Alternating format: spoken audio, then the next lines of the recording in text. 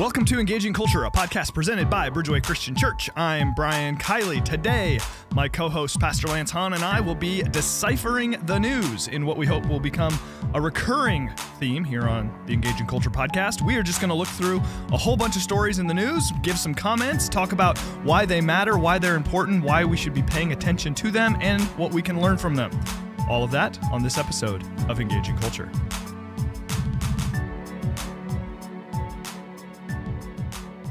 Well, hi, everybody. Thank you for listening. Welcome to another episode of the Engaging Culture podcast. I'm Brian Kiley, joined as of 90 seconds ago by Pastor Lance Hahn. Lance, good morning. Hello. Good morning, Pastor Brian Kiley.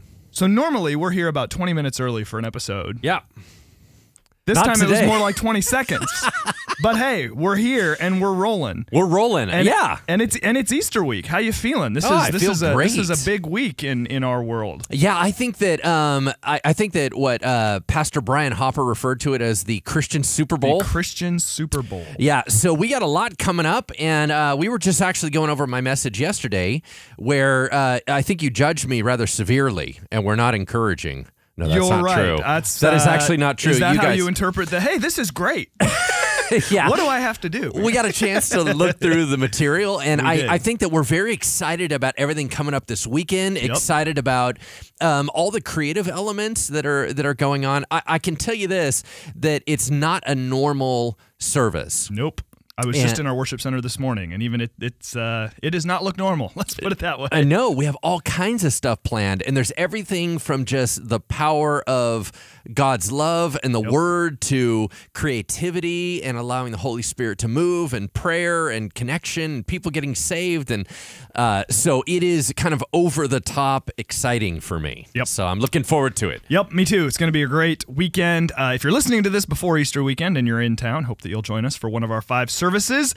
Now, we're going to do something we have never done on the Engaging Culture podcast before, and that is we are going to cover a whole bunch of topics, some of which we've decided on in advance, some of which you have decided on without letting me know. Yes. And some of which I have decided on without letting you know. Yes. So there will be a little bit of a reveal. It just, I don't know, I guess you could say this in a lot of different times, but it just feels like in the last several days, there have been a lot of sort of odd and unusual and interesting news stories. I mean, as you know, I'm sort of a minor league news junkie, so I don't read a ton, but I read a lot of headlines, and I just kind of I read a ton of headlines. Yeah, it's like I see what's going on in the world, and it's just there's weird stuff. I mean, the Warriors blew a 31-point lead in the playoffs last night. That's weird. Just, well, as you and I were talking about, there are certain teams that yeah, like the Sacramento Kings, that's expected. But I went to bed when that game was 73-50 last night. I thought, oh well, Warriors easy win. And yeah.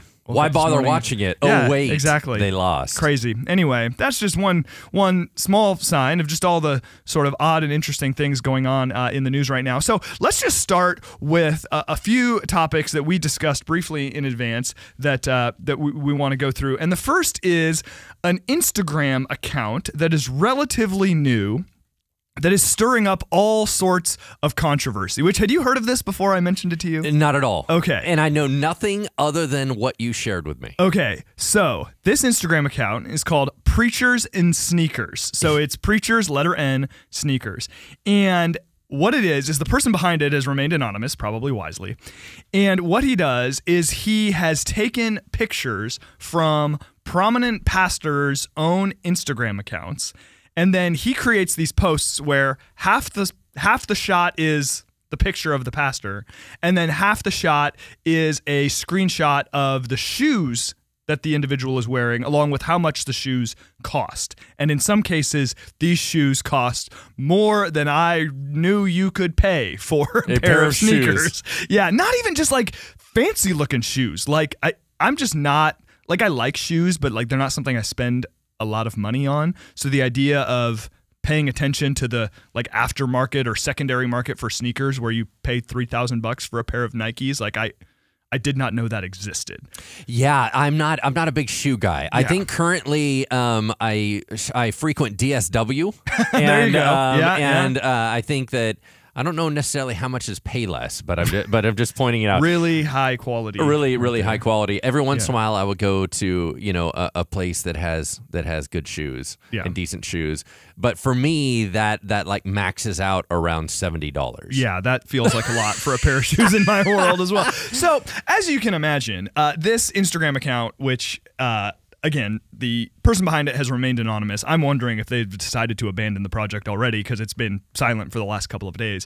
But it has raised all sorts of conversations all over the place about extravagance, about, should ministers be spending this much money on these things? What should we be spending our money on? It's just raised a lot of controversy and a lot of, and some people criticizing the person who started it, saying, there are people who are going to want to reject Christianity outright just because of the way that you're trashing these guys. And then there are others who are defending them, saying, hey, they make all this money writing books and doing things like that. A lot of them don't even take salaries from their churches. So who are we to judge how they spend their money? And if they want to have fancy shoes, let them do it. What's your take on all of this? Yeah, okay. So there's a couple pieces to it. One, I think that there is an element of responsibility, and I think that there's an element of stewardship that comes in. I think, but that is between that person and the Lord, where it starts to get extreme, right? Where you have lavishness and opulence. You start getting into an optics problem, right? Which is you're showing something that feels contradictory to what you're sharing. So, for example, you're talking about Jesus and some of the struggles he had, and then you're trying to talk to the everyman, and yet you have opulence, and so it creates a bunch of like tensions when you're communicating of whether or not people can attach you to your message. Yeah. But here's my biggest thing on all this, and that is everybody chooses to spend their money differently. Yeah. So, for example, I drive a Kia. Right, I don't drive a fancy car, and largely I got it because it had a really long warranty, and I don't know how to work on cars. So, and I've had people come up to me and go, "Oh, meeting you, I'm so glad that you drive a Kia." Yeah. Now, what if there was an element? The reason why I do that is I don't really have a real interest in vehicles. Mm-hmm. They kind of just get me from one place to another. Right. I haven't really been into certain things that are showy. Now, that doesn't mean that I have not spent a lot of money on wasteful things. Right. It's just they're not in the public eye, right? Yeah. And so, for example, a lot of times people put their money in different areas, and they're extreme in areas that not everyone can see. So when someone goes visual, right, everybody starts piling on. Well, I know that you're doing it this, and you're prideful in your area. Yeah. Okay, is there anything wrong with saying I choose to not buy all these 10 things that everyone else is buying? Mm-hmm. I have a lesser car because I really, really like sneakers. Yeah, I feel like there's just something that I grew up with. It was something that me and all my buddies would joke about, and they loved the idea. Hey, do you have Air Jordans? Do you have this? And so they said, you know what? I'm not going to buy all these other things that people spend money on, but I do want to invest in shoes because to me, it's either a collector thing, it's a conversation piece, it's something that was fun. Why is that wrong? Mm-hmm. You know what I'm saying? So for me, I'm always trying to carve out more room for people to live. I would say, listen, don't judge it before you understand all the things behind it. Yeah. Now, have there been historical things where people have gouged the church and taken from the church and they're using it all to their own benefit and they're in it for the money? Yeah. Yeah. Should they be held accountable? Yeah. But I think the way that this kind of goes about it, I'm not a big fan. Not a big fan. The way that, what do you mean? The way this goes about it? The setup of trying to highlight one piece out by saying, because the vibe that I get from the Instagram account, the vibe that I get is let's poke fun at them. Who do they think they are that they can afford such expensive shoes when they're trying to talk about Christianity of Jesus who wasn't maybe, I don't know, who wasn't very wealthy, right? Jesus was, couch surfing a lot of times. So, so once again, it's this whole idea of it seemed like they were trying to put them down and saying, you guys aren't legit because look at the money you're spending on your shoes. Yeah, no, and I'm inclined to agree with that. Like, on the one hand, I think these levels of excess I'm certainly not going to defend, but a question that a lot of people have raised is, okay, so you're telling me that the secondary market for these shoes is something extraordinary, like $3,000 or $4,000 or $5,000. Number one, a lot of these people know a lot of wealthy people. Maybe they were given to them as a gift. Yeah, and that actually happens quite a bit. And it does happen quite a bit.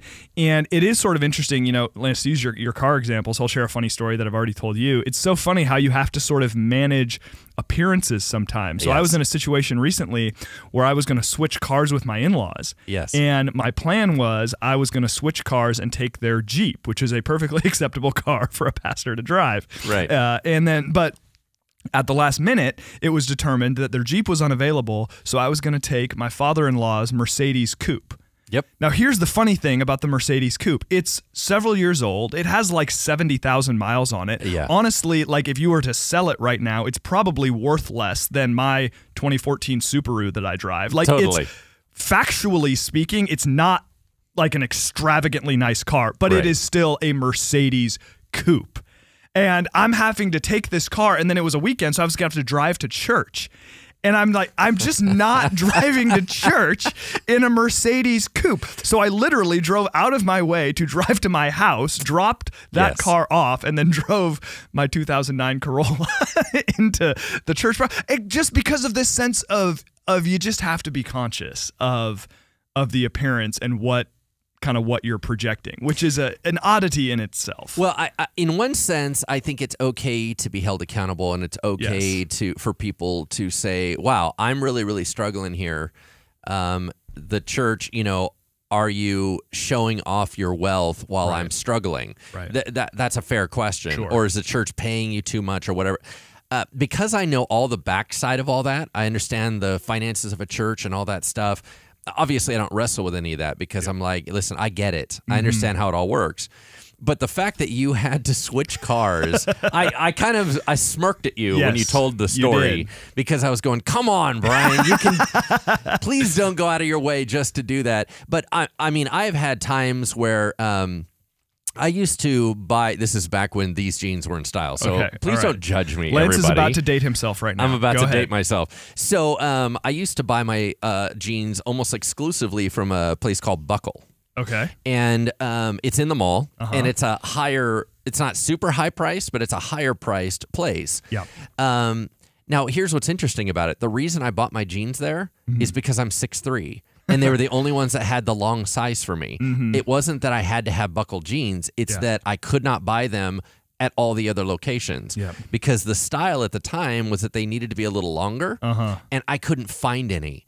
Well, I even had somebody at church go, oh, and he's wearing, how much does his jeans cost? Yeah. Right? And so even I was being challenged for, having that. Yet at the same time, I've also had people give me money for shoes because when I lifted up my shoes, there was a hole in the bottom of it. So once again, you have either people going, wow, why are you not putting any money into clothing? Right. And then you say other people are going, you're putting too much money into clothing.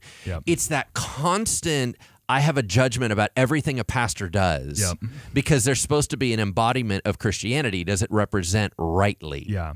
And on the one hand, we know that on some level that's what we sign up for, but it can certainly get out of hand. And I think one important element of it for all of us, not just pastors, is here's where I have a little bit of a challenge with something like this, where this sort of shaming of opulence is going on. As much as I'm challenged by the opulence in and of itself. Like as I've said, I'm not a huge fan of the idea that we're walking around in, shoes that cost all this money.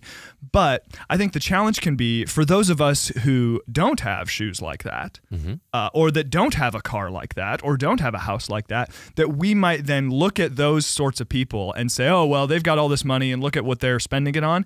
And we would use that sort of subtly in our own hearts to avoid any sort of call to generosity ourselves. Right? Yes. That I might say, oh, well, because these pastors in this place are living this opulent lifestyle, I don't need to look into my own heart and ask the question, okay, God, as I, someone who maybe doesn't have as much money as them, but still has more money than most people in the world, just being an American, how do you want me to use the resources at my disposal to bless other people? And I think that when we give too much attention to people who we think have more than us, it keeps us from being generous, which is a bummer. Okay, so let's put it back into perspective. Let's think percentage-wise, right? They're spending a certain percentage of their income on shoes. Yeah. What percentage of your income are you spending on shoes? Because I'm going to guarantee you it's probably smaller percentage for those $2,000 shoes because of what money they have. Yeah. Now, you go, yeah, but now it's getting into opulence. I'm going to take you down to the brickyards of Mexico, and I'm going to take you now back into your own home, and you tell me if that's not opulence. We've all got opulence. Everyone has opulence. It's just a matter of what level, and if it's percentage-wise, you spent this amount on your car, oh my goodness, you could have fed so-and-so. Well, I only drive a Subaru. Well, I only drive a Honda. Well, I only drive. Yeah, but do you understand the significant amount of money that you have placed into that, especially in percentage to what you make? Yep. Let's talk about people's houses. How much are we spending on our homes when, in fact, that could be you? You know what I'm saying? Yeah. Everything is relative. Yep. And that's why I feel a little bit weird when someone starts poking at the next level up. Mm-hmm. Now, the question of how much should a pastor make? Well, I don't know. It all depends. Yeah. Because are you talking about them as a CEO of an organization, which ultimately they are? Are you talking about them as a minister of the people? Are you talking about, you know what I'm saying? Yeah. How much is appropriate? Yeah. I don't know. Yeah. See, because I deal with all the inside scoop of what do churches make and how do staffs work and who makes what and all this, I have to deal with that all the time. Yep. And you realize, you know what? There are some places that really want to be opulent. I have a harder time with somebody lording it and being flashy than I do them having it. Yeah. I actually think it's fine for them to have it. I'm a little concerned about the idea of, are they doing it for show? Yep. That is a problem for me. Yep. And ultimately, I think the world and the kingdom are better served if all of us are more concerned with how am I managing the resources that I have versus judging other people for how they're managing the resources that they have. Totally. Right? Let me make a side note to all of you that are a part of this, watching this or going to be listening to this podcast. One of the reasons why we felt like we wanted to do this today about going through the news is that we're trying to train in a mindset that when you read news articles, there's so much deeper material going on than simply the sensational headlines. Yep. How do we look at the news through a Christian lens? Like, everything that's said has an implication in Christianity. It has how would Jesus look at it? What's going on? You're just asking deeper questions, and then you're shining a spotlight on yourself more than you're judging the person in the story. And so, anyway, we felt like it was at least a faith and culture concept that we went, I think this is worth it. Yeah, absolutely. All right. Well, we spent 18 minutes on the first story, and we've got 9 to cover, and we're going to end this in an hour-ish. So we better get moving. So, and I only brought 2 to the table. Oh well, there we go. I give you my minutes. Look at that. We're down to 8. We're making progress here. There you go. So, second story into the sports world. A significant event happened this last weekend. I missed all of it. Have some of it on my DVR, and I still intend to go back and watch the end. And that is that Tiger Woods, Eldrick Woods, aka Tiger, won the Masters. An amazing comeback victory. I missed it. I had the results spoiled for me, and then didn't end up watching the end. And found out later from somebody who watches a lot of sports, said it was some of the best golf they'd ever watched in their life, and I was very bummed that I missed it. But Tiger Woods, aside from being an athlete, is a almost unprecedented cultural phenomenon. Yes. Obviously has been through a lot in terms of lots of negativity, and he's done a lot of not great stuff, not to mention he's dealt with extraordinary injuries, and now he's on top of the world again. Is a big story. Okay, so let's help our listeners. I don't know how many of them are golf fanatics and understand the game of golf, but what he did that was so special was that as a very young man, he was both gifted, naturally gifted, and then he was almost robot-like in his discipline. Yeah. And he became the best golfer in the world, which it was a couple significant pieces about that. One was how young he was. Yep. 2, he set a whole new genre for being super in shape and built. That was not how golf used to be. Yep. He brought in endorsements in a very different way than other people had. And then 4th, it was predominantly a white sport, Caucasian. He is not white, he's African-American. Yep. And he skyrocketed to the very top where there was not a lot of black players. Yep. So he crossed thresholds all over the place. And as a matter of fact, if you're not into golf, not all golf games are equal. So throughout the year, and kind of they have a little a tour calendar of different games that are more important. The most important games of the year are called majors. Right. So what I'm about to tell you means that you won the most important games of the year. Now, how many majors are there per year? Do you know? Hang on. While we're telling people about golf. Yes. Tournaments, not games. Really? Yes, really. Is that what? They're called golf tournaments. They are and they're golf called tournaments. Majors. They're not called. Nobody calls them golf. Nobody games. calls them golf. Anyway, games. there are 4 majors. One of them's called the Masters. It's a big deal. Played at the same course every year. You get Augusta, Georgia. You get a fancy jacket if you win. You get an ugly jacket if you win. But you also get a lot of money. Okay, well, you can get a lot of money, but the jacket is green and it's gnarly. Okay, so here's the deal. Tiger Woods won his 15th major. Yep. It's a tournament. Yeah. Anyway, just thought I'd mention that. Not a game. 15th major, which is a huge deal because the other story that was going on underneath all this was that it was 11 years after his last one that he won. And not only in all that chaos and everything that hit, 4 back surgeries. Yep.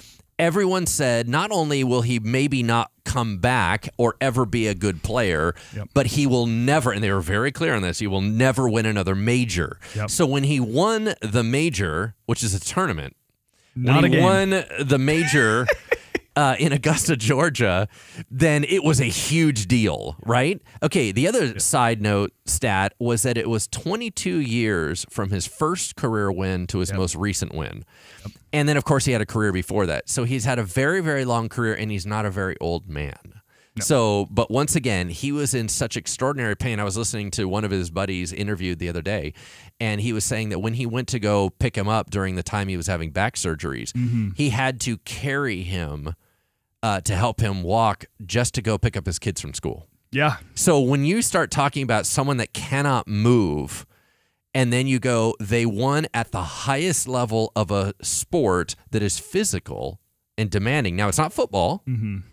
But if you've ever gone on a course and did that whole thing where you're walking for 3.5, 4 hours. Well, in a professional golf swing, say what you want about golf not being a contact sport, a professional golf swing, especially a Tiger Woods professional golf swing, is a very violent motion in terms of what it does to your body, torque, and everything else. So yes. It really, I mean, I don't know what this says about me. That just as a lifelong sports fan, I've never been the guy who like roots for the perennial winners. So I don't know what that says about me. So I sort of would always go back and forth on whether or not I'd root for Tiger. But what is undeniable is that he is a transcendent athlete and a transcendent personality or an ambassador for the game. I mean, even I would watch the highlights of the Masters just like Friday night. I was watching SportsCenter before bed, and it's 3 minutes of highlights, 2.5 minutes is all about Tiger. I mean, he changed the sport. He changed the sport. And fun fact, I was present for his last major win. It was at Torrey Pines golf course in San Diego where I lived at the time, and I was there on Sunday. Wow. And then it ended up being a playoff on Monday. I got to go back on Monday. I have the t-shirt, and I always think about that shirt every time, another year of majors passes, because back then, Tiger was so dominant that if you had said to somebody in 2008, hey, he'll win today, but he's not going to win another major for the next decade. I mean, it's hard to compare like how ridiculous such a statement would be. So for him to have gone through what he went through, I mean, now we're obviously not defending tons of mess in Tiger's private life. Yeah, I was going to say. So if you've not been following over the last decade and what really happened, everything that was going on in his private life and everything that was yucky within him went public. Yeah. Everything came out. Yeah. Well, I don't know if everything came out. A lot came out. A lot came out. Enough to completely destroy his reputation. Yep. And enough to completely Now, rightfully so, he was not a nice guy. No. Just pointing that out. No. And so, no, we are not encouraging his character as a role model. Yes, but it's an extraordinary athletic accomplishment. Yes. All right, next thing. Now, this just broke yesterday. This was a really just a bummer of a story. All over the news. The Notre Dame in Paris, huge fire, huge parts of it were destroyed. People all over the world of all different faith backgrounds or no faith background at all, from all different walks of life, just horrified by what's gone on as this church cathedral, which has stood since, I want to say, the 13th century, maybe, or 12th. I have stats for you. All right. You ready? Hit me Here with we go. In case you do not know these about the church. Okay, so the Notre Dame Cathedral is in Paris. It's a Gothic-style church, 850 years old. It was started to be built in 1160. Finished in 1260. Wow. It took 100 years to build this church. Yeah. And obviously with Easter coming up, the fact that they had a big fire, and when I talk about a big fire, here we go. It was likely caused, they believe today, this is the most recent report. Okay, I haven't read this. They likely believe that it was caused by renovation work, that one of them started it. I can assume that guy is no longer working. He's not feeling great in today. in the renovation business. Okay, it was so serious of a fire, it took 400 firefighters 12 hours to put it out. There are no major injuries. What burned? The spire, and that's what you always see on the news where it's collapsing. The spire burned down and 2/3 of the roof burned. Now, none of the main structure nor the 2 bell towers were burned. Yeah. And when the roof burned, they had already removed the religious statues on top for renovation. Oh, wow. So they had been pulled off, which was kind of cool. Yeah. Other things that you may not know is that they claim to have the crown of thorns. Right. Did you know that? I knew, Lucian, our audio engineer, and I were talking about this beforehand, that I thought between the Notre Dame and St. Chapelle's Cathedral, which is right nearby, that they claim to have the crown of thorns and then one of the beams of the cross. I thought they were both kept in St. Chapelle's. Maybe, apparently not. No, apparently. Well, I rarely trust the information from Lucian Hughes, just the audio engineer. If it's San Jose Sharks info, it's probably always solid, correct. But, Yes, which, by the way, Joe Thornton, we don't need to give an update on that. Anyway, okay, so moving on. The crown of thorns is there. That was not bothered. Okay, which I don't know if it's really the crown of thorns. Can we do air quotes around crown of thorns? Yeah. Probably not the real one. Are you talking about the band? Or are you talking about what was really on Jesus? The item in the cathedral, likely not what was on Christ at his crucifixion. Okay, because I think the band's a real thing. Okay, cool. Sure. All right, moving on. So there is an 8,000 pipe organ from the 18th century. Wow. In that place. It is fine. Really? In case you're concerned about the pipe organ. And then here we go. Last final stats.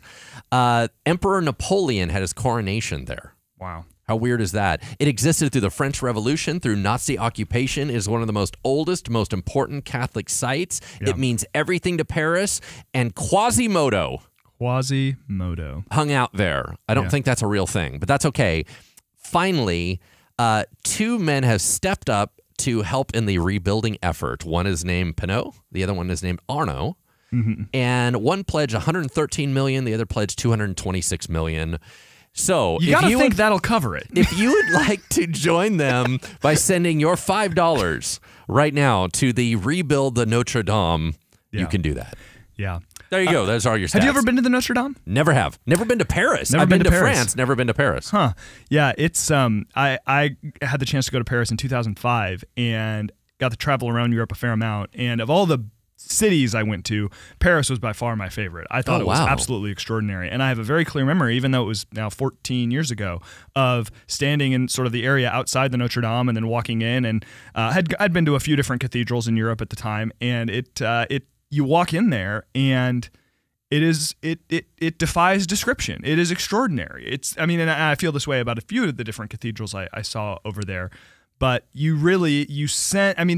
cathedrals, right, were meant to be built to sort of capture the glory of God, right? And of course they fail to do that, but they do give you a sense of just really profound awe and reverence, and you could just feel sort of the sacredness of the space, even as you're in there with, a million other tourists. So, but what's interesting to me is just how sort of visceral everyone's reaction, even in sort of secular Europe, is to the destruction of this famous religious site. I mean, what do you attribute that to? Yeah, I've had a chance to go to St. Peter's Basilica in the Vatican. I've had a chance to see the Leaning Tower of Pisa and the entire building that's attached to it. And I think that, so first of all, I don't believe that we, even on the outside of France, can know the significant weight that this building carries for that nation. Yeah. However, as you were talking about, there's a worldwide reaction because I think there's a couple pieces going on. Only one, and I would believe a less version, is really the religious piece. I don't know to what degree people were mourning a church burned down. Mm-hmm. I think that what they were mourning was history was disrupted. Yeah. The idea that you would have something that was an architectural wonder, something that the nation was very proud of, something that carried so much history in it, that had been damaged. Yeah.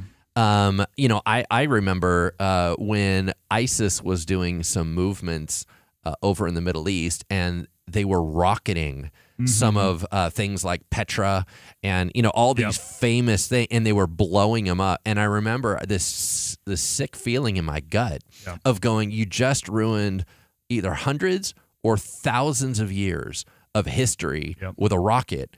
And so the idea of something being destroyed that's that old, something makes you sad. Yeah, it's just like, it's not right. That shouldn't happen. This thing that if it lasted this long, stood for so long, yes. exactly, can be so quickly destroyed. So Yes. it'll be very interesting to see. Now I feel less about this one because of the limit of the damage and the fact of knowing that they can restore things even more beautiful, and they were already doing renovations. That helps it a little faster. Yeah. I am a little worried about the smoke damage stuff. Right. That freaks me out. Yeah, I was really happy to hear that sort of the western facade where the bell towers are, because that to me, Yes.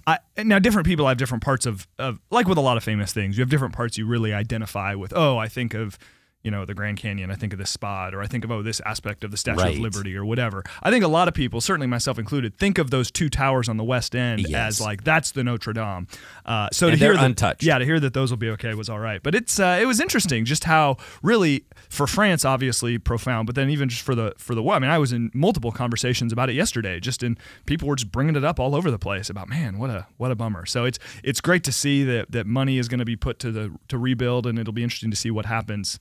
In terms of just how do you restore an 800-year-old building, and to what extent are they able to even to maintain that sense of kind of the historical nature of it with it still being new? So anyway, all right. Well, I am interested to hear, Lance, what stories you've brought to the table here from the news for us to talk about. So let's start with what you got. Okay, here. so once again, I only have two stories. Should we start with one of yours since you have three? Let's, I think we should start with yours. Here we go. Here's mine. The WikiLeaks co-founder, Julian Assange. Which we're still going with the whole French thing. Yeah, apparently. I don't know. He's not French. I don't know, but it sounds like it. Anyway. 47 years old. Did you know that? When he got taken out of there, he looked like he was just about 65. Which I was telling my wife this. I think of him as being young. I forget that he's not. Like 47. Like I think of him being this like 29-year-old like hacker guy. I'm saying that 47 is not as young as I thought he was. Okay. I mean, you don't look a day past 46. Thank you. I am 46. So thank you very much. Hey, you're welcome. Okay. Anyway, moving on. After you already insulted me about golf being not a game, which, by the way, I have played the game of golf. It is anyway. Okay, moving on. Here we go. Okay, so Julian Assange, the WikiLeaks co-founder, and if you are not aware of this story, WikiLeaks is a site. If you think about Wikipedia, what it means is that it is a lot of different people can share information to the site. It is a kind of a built by community type site. Where this is different is it's classified or protected or confidential or secret or not supposed to be made public documents that people leak onto the site. Now, it was probably most brought to the news when Julian Assange and WikiLeaks was tied into the leaks of the emails that was with Hillary Clinton during the last election that really had a big effect on what was going on. It was also where he was tied to a young intelligence officer of the Army, an intelligence analyst, who later went through transgender and went by the name of Chelsea Manning.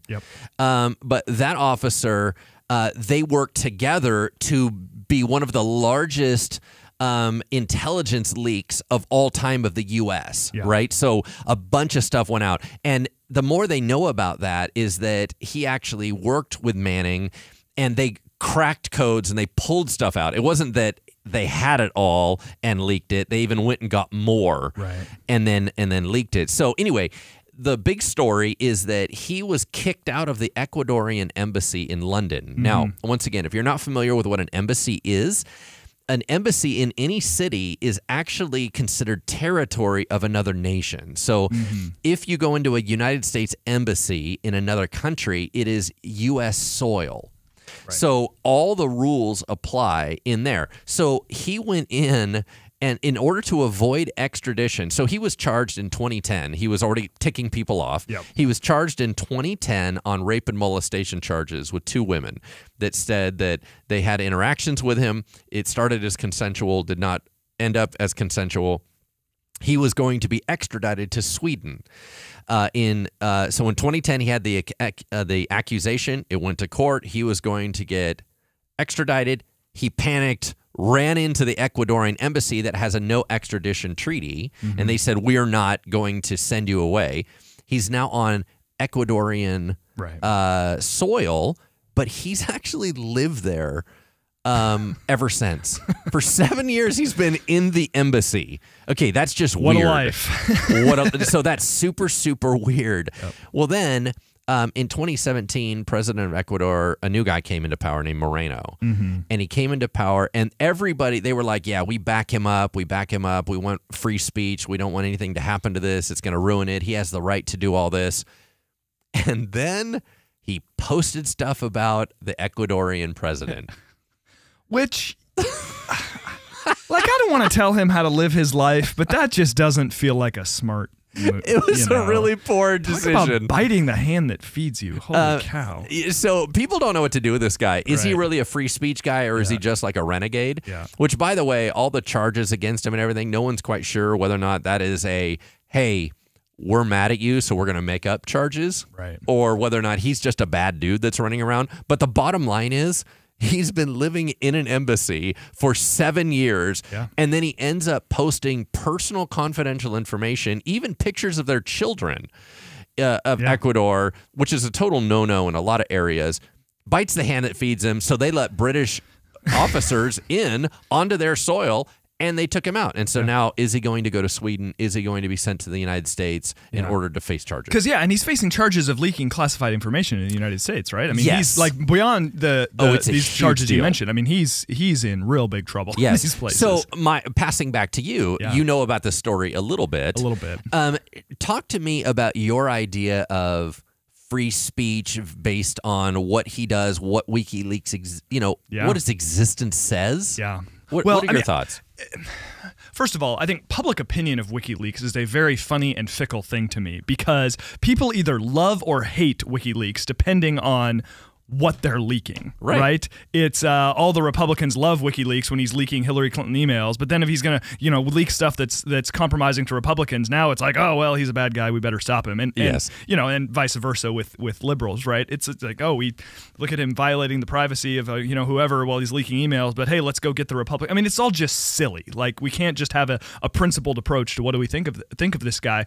But even that said, I wrestle with this. Like, on the one hand, there is probably quote-unquote confidential stuff in the world that is protecting a lot of bad guys, to speak very generically and vaguely. And there is value in those things being brought to light. However, I recognize that there are things that the public does not need to know, and that the public having access to certain bits of information only creates more danger for people. Yes. And the ability now here's even the challenge with that is, who do we trust to make that decision? Right? Right. I mean, do I trust the Trump administration to decide what we need to see from the Mueller report? Heck no, I don't. Right? Do I trust? Do I trust? And flip the script on that and say it's an investigation to a Democratic president. I'd say the exact same thing. You're right. Like no, they are not able to objectively make that decision. Right. But who's to say I am, or you are, or anybody is? So I don't. Yeah. I guess this is my big, long-winded way of saying I don't know. I don't know what to think of it. What do you think? So once again, let's bring in a Christian lens to this. Yeah. I really wrestle with the idea of free speech. Yeah. That's anti-American. Hold on. I'm a Christian before I'm an American. So I'll tell you this. I believe in right and wrong. I believe that there are certain things that are right and wrong. And the idea of going, well, you have free speech in order to do... I think free speech is a great concept. Yeah. I think it has limitations. Yes. I think there are some things that are hurtful, damaging, terrible, mean. Yeah. I think that are not okay. Just because you're free to do it doesn't mean you should be allowed to do it. Right. And so I wrestle with that whole idea. When the other thing is that when information is released, it takes people back in time, even if things have changed. So, for example, let's say you now have, let's say you had a difficult relationship with your dad, and then you now have a great relationship with your dad because you guys have mended a lot of things. And then your mom goes back and releases information of what he said about you 10 years ago. It's now in the present for you. You just learned it. But we've already worked through that process. And yes, he may have said stuff behind closed door, which I'm devastating your fammy here. Sorry about that. Total hypothetical. We're good. By the way. Everyone, I think, mom, dad, I think we're getting along fine. We're all good. Anyway. but do you understand what I'm saying? Is that when you leak information, it takes it into the present. Yeah. So, and then it says, well, no, we already worked through that. No, now we got to go work through it again. But now there's a whole level of suspicion. You go, no, that was a long time ago. I think that it is when information is released actually matters. Yeah. Because not just the content of it, but the timing of it. Yeah. And so the other thing is that stealing documents and all that, no, I'm not going to say that all information should be made available. I don't believe that is appropriate. Yeah. I think that if you're going to expose people that are undercover, that's not a free speech thing. You don't just get to say, "Oh, that guy's undercover," and then he gets harmed. Yeah. See, and that's where the challenge comes in, because that's sort of the point I was making earlier. Is that yes, I completely agree with you on that. But you look at all of the important, so many important things that have been discovered that were meant to be kept secret, and then were revealed, and then bad guys were brought down. Watergate. Exactly. That was the example I was going to use. I mean, The Post. Did you see The Post? Yes. Great movie. Just even talking about this idea of discovering things that were meant to be kept under wraps. And I think most would agree with historical hindsight that there was public benefit to that being revealed. Right? But once again, that goes under a Christian guideline or Judeo-Christian view that there is right and wrong. Yeah. That was good because something bad and corrupt was exposed. Yeah. Sometimes good things are turned bad because of the exposing of it. To speak generically, I mean, blowing the cover of someone who's undercover, for example. Right. And I guess that's where the challenge comes in, is because it's not always clear. No. So and someone's making a moral judgment on what is happening. And so as much as you would say, well, I think that not everything should be able to be kept hidden if it's corruption, I agree. Yeah, it's hard. But once again, I'm just saying it's complicated. Yep. And there we go. That was my story. There you go. What do you got? All right. Here's what I've got. ABC News. Staggering number of measles cases in the United States, just part of a 300% global uptick. So I'm just going to read this. The measles outbreak that continues to spread across the United States is just one of many that are going on around the world this year. The World Health Organization reports that preliminary global data shows that reported cases of measles, which we were supposed to be done with measles, just to catch everyone up to that, are up by 300% in the first 3 months of 2019 as compared to the same time frame in 2018.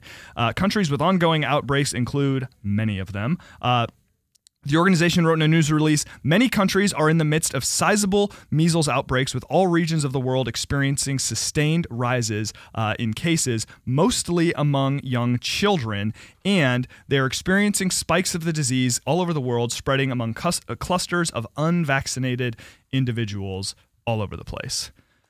What the heck?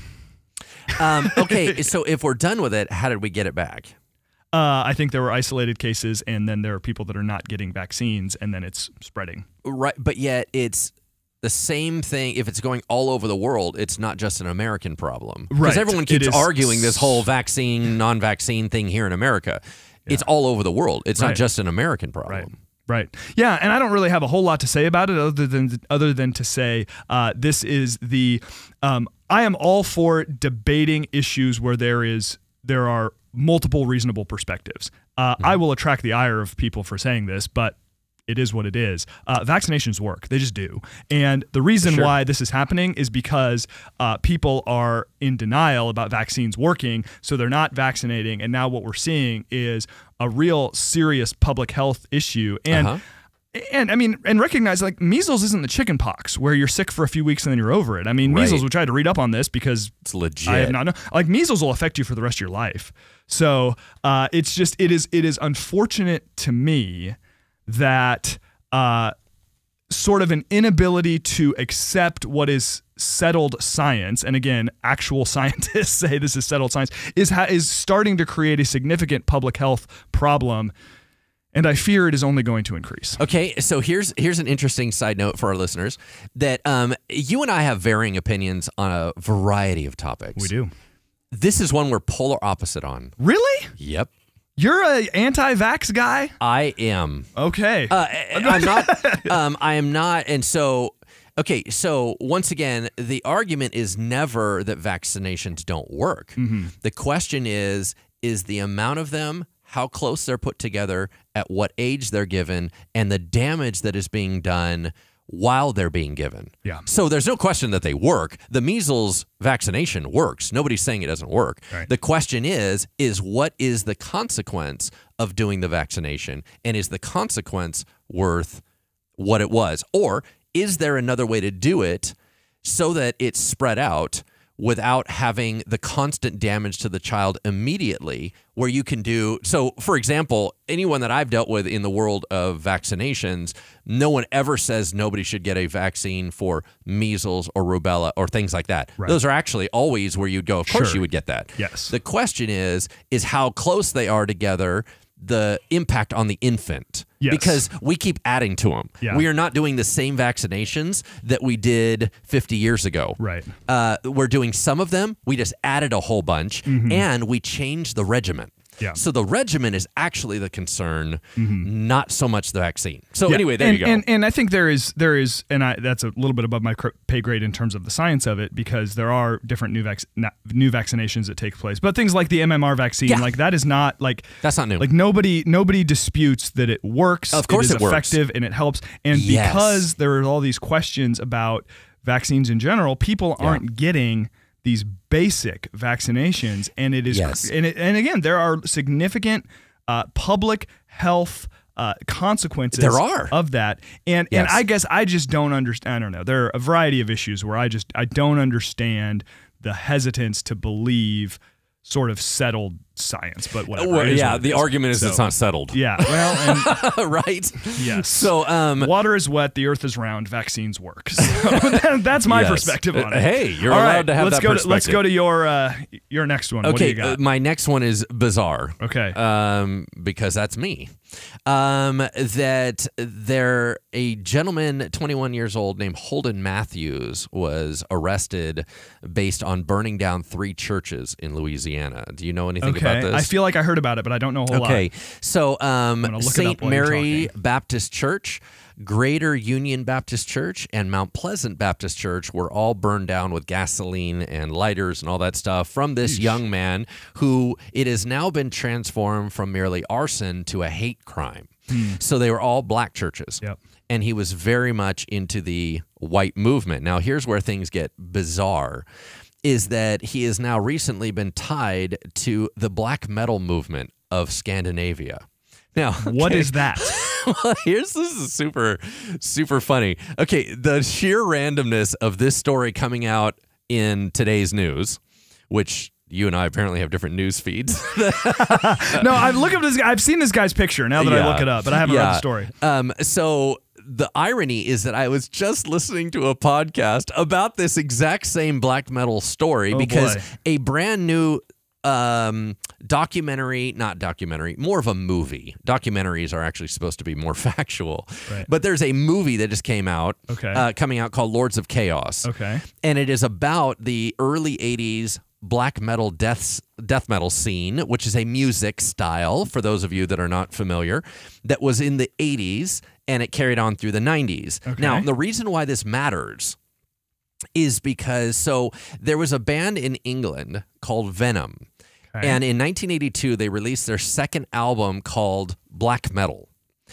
That caught on over in Norway, over in, I'm trying to think all the different places, Denmark and Sweden. Okay, so the Scandinavian countries. Okay.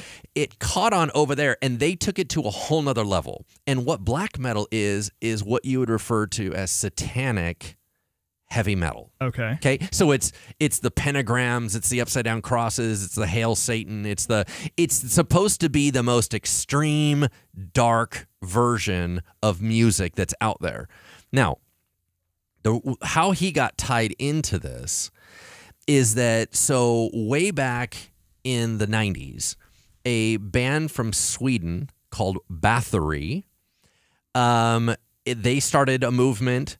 Denmark caught on with a band called Merciful Fate, and then Norway came out with a band called Mayhem. Now, they all tried to take on like extreme names, demonic names, all this stuff. I noticed that. Yes, so Euronymous is one of them. He's the guitarist that started the band Mayhem. He then brought on a singer named Dead, which that's a beautiful name. Love it. Yeah. So they started really advancing the movement. Dead killed himself, right? Which ironically so. Right. So he killed himself.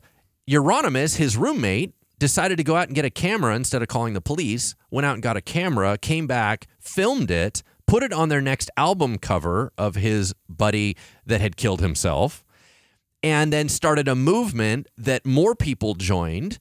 And the next guy had a band named Burzum. His name was Varg. He said... Are you just making up words? I sounds like it. I swear, I'm going to close the the story. Dark I'm going to here. close the story.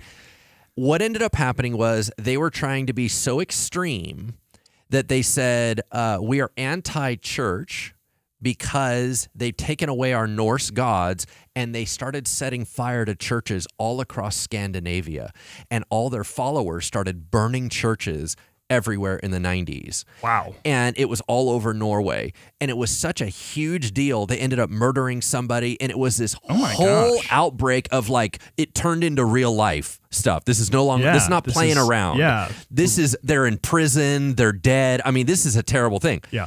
So this church burning concept was a huge part of that movement. But this is 20 years ago, you're saying, yes. right? So now this young kid was getting into, because those bands are still, the music's still around. Okay. So he was getting into that, and that's the link, was he was into the black metal death scene, allegedly, and this idea of burning churches and anger and his took the form of hating African Americans.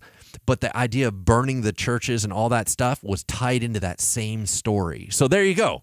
How bizarre is that? And now we've got a guy showing up in Louisiana. Yep. Burning down black churches. Burning down black churches with a tie-in to that same scene from the 90s that started in the 80s. That is... There you go. Okay. Now, I don't mean to make light of this because this is a very serious issue. Yes. However, I'm reading this story on CBSNews.com as we're talking about this. That's probably a mistake. And the... It's such a weird story. Yeah, just reading about it in general is the mistake. Yes. That's the mistake. Yes, got it. Okay, so Louisiana Fire Marshal Butch Browning says this: the evidence we have was unequivocal. He has clearly demonstrated the characteristics of a pathological fire setter. Yeah.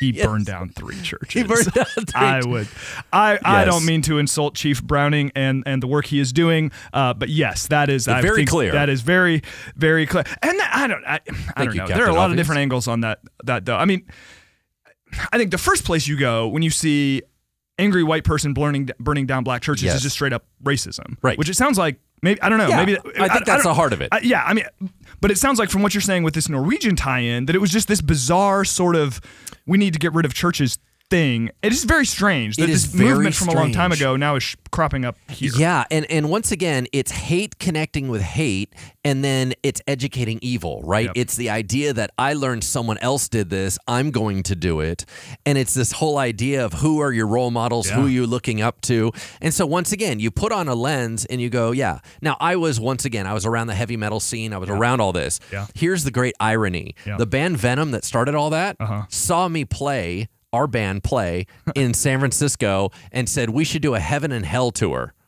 Right? I kid you not. So this whole thing ties in even to my old music band, right? We were a Christian, blatantly Christian band. Yeah.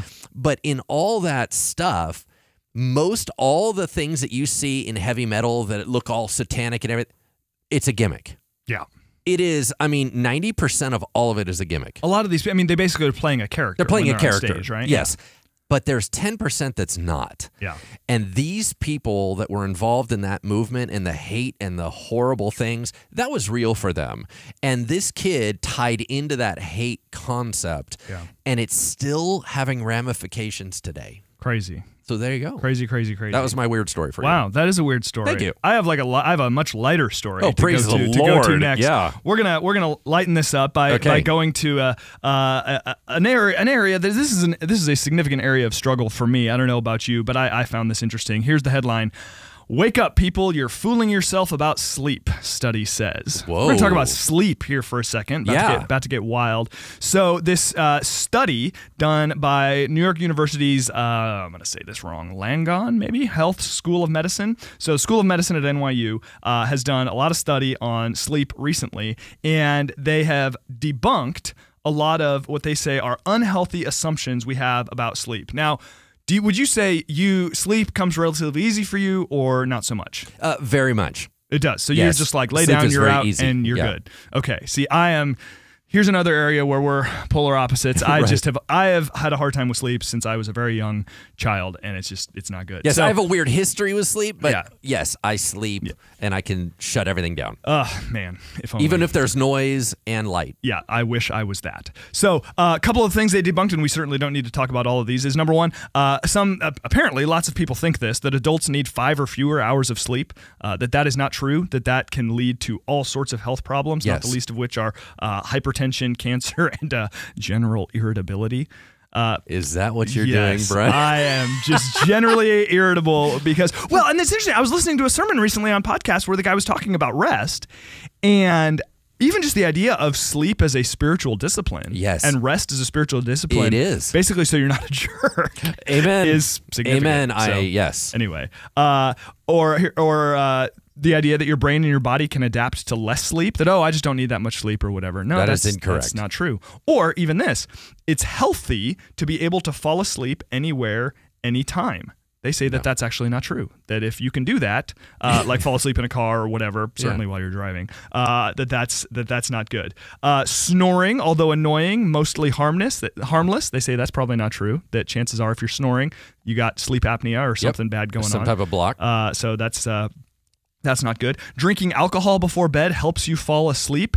They said that is true, that if you have a glass of wine or whatever before bed, it'll make you sleepy, but it inhibits your sleep quality. So the quality of your sleep is less. It keeps you away from REM sleep, which is what you really need. Right. So for those who say, I like to have a glass of wine before bed or something to helps wind me go to down, bed. Yeah, it's true. You might fall asleep faster, but you're going to wake up quality feeling not as good.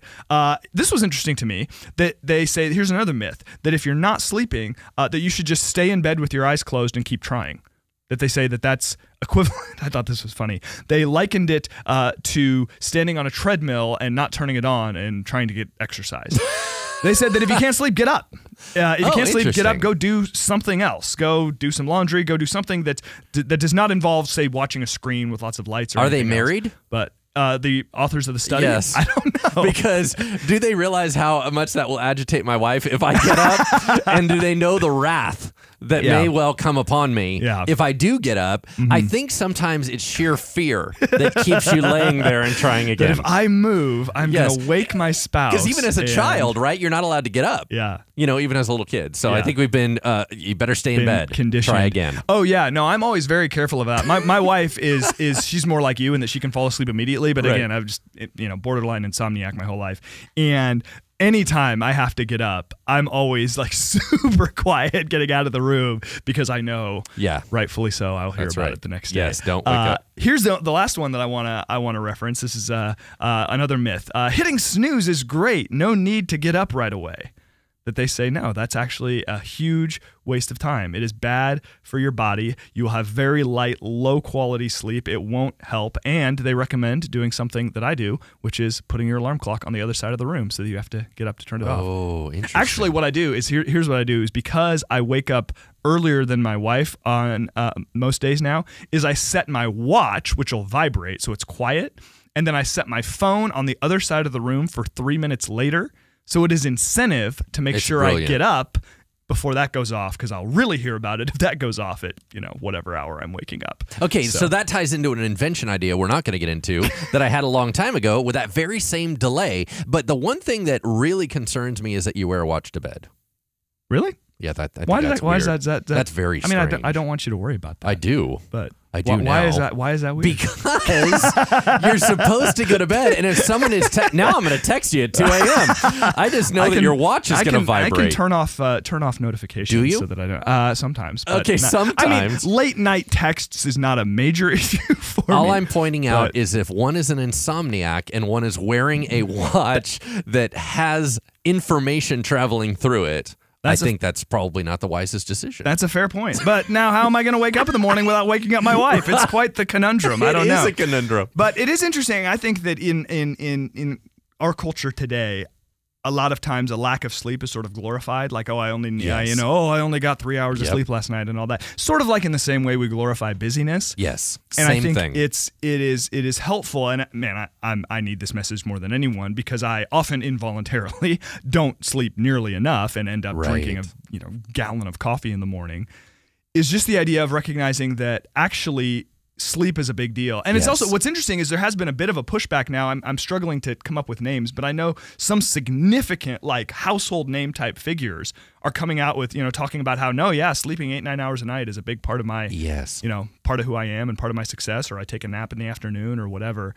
And I don't know. It's interesting. Our bodies are built on a stress and rest concept. Yeah. And the more pressure you put on it and stress it, which is actually what you're supposed to do. That's what your body's built to do. Yep. Only if you rest can that be maintained. Yeah. So, I think to get away from the sort of the guilt associated with rest, and to know that rest is different than being lazy. Yes. That actually good rest is what equips you to more, to have the energy to sort of do what God has called you to do in your wake, and B, to again not be a jerk. We all know.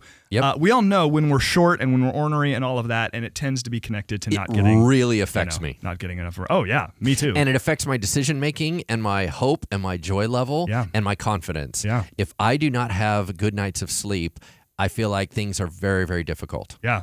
No, that's absolutely true. Yep. So, all right. Well, I had one more story, but we just hit the hour, so I think we'll just call it right there. We will save a discussion of the early results on the LeBron James Elementary School. That's not called the LeBron James Elementary School, but the elementary school that LeBron James is helping to fund in Akron, Ohio, that's doing some very cool things in education. But we'll talk about that another time. Awesome. So, all right. Well, we have successfully blazed through a whole bunch of news stories. That was a different kind of episode than we have done in the past, but I thought it was fun. It was certainly fun. It was exhausting. It was. It felt like we were trying to cover a lot of ground. So anyway, thanks you, Lance, for your time. Thanks to those of you who listen. Thanks to Brenton and Montana and Lucian and the rest of the crew that helps us look and sound as good as we possibly can.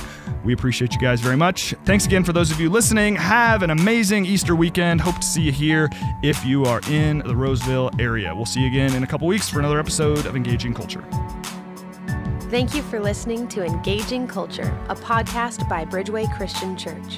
If you enjoyed this show, please consider subscribing and leaving a review on iTunes. Thank you so much for listening. Music is used under the Creative Commons license and is provided by Dexter Britton.